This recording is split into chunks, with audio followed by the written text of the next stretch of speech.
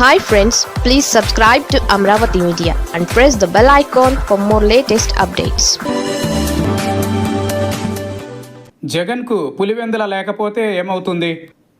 Assembly Lok Sabha సీట్ల పెంపు అలాగే మహిళా రిజర్వేషన్ల అమలు ఈ ఎన్నికల నుంచి అమలు చేయాలని కేంద్ర ప్రభుత్వం గట్టి పట్టుదలతో ఉంది.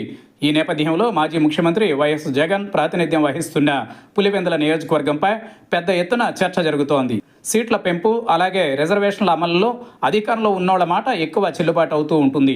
దీంతో పులివెందులను ఎటు పరిస్థితులలో జగన్కు లేకుండా చేస్తారనే ప్రచారం యావత్ ఆంధ్రప్రదేశ్ వ్యాప్తంగా సాగుతోంది.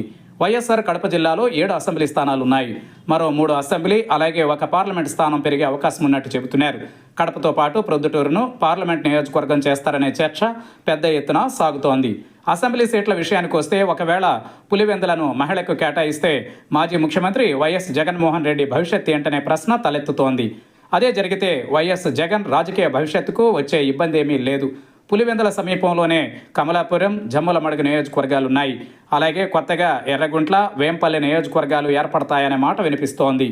వైఎస్ఆర్ కడప జిల్లాలో జగన్ ఎక్కడ పోటీ చేసినా తిరిగిలేని ఆధిక్యతతో గట్టెక్కడం ఖాయం. వైఎస్ రాజశేఖర్ రెడ్డి అలాగే ఆయన తనయుడు వైఎస్ జగన్ అంటే వ్యక్తిగతంగా అభిమానించే వాళ్ళ సంఖ్య ఎక్కువగా ఉంది.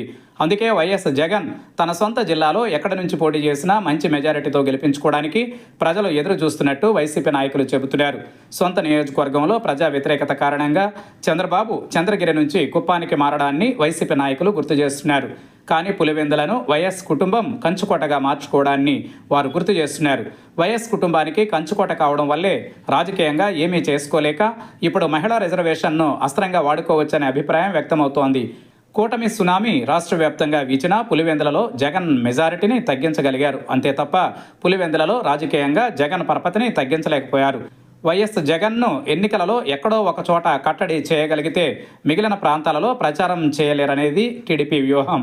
టీడీపీ కోణంలో ఇది సరైన ఆలోచనే కావచ్చు, కానీ అది సాధ్యమయ్యేది కాదు. పులివెందుల ప్రజానీకం వైఎస్ కుటుంబాన్ని ఎంతగా ప్రేమిస్తుందో కడప జిల్లాలో మిగిలిన నియోజకవర్గాలలో కూడా అదే రకమైన ఆదరణ ఉంది. స్వయంగా వైఎస్ జగనే బరిలో దిగితే నెత్తికెత్తుకోవడం ఖాయం. మహా అయితే డిబేట్లకు పులివెందుల పనికొస్తుంది. అంతే తప్ప రాజకీయంగా వైఎస్ జగన్ను కట్టడి చేసే పరిస్థితి ఉత్పన్నం కాదని క్షేత్రస్థాయి నివేదికలు చెబుతున్నాయి.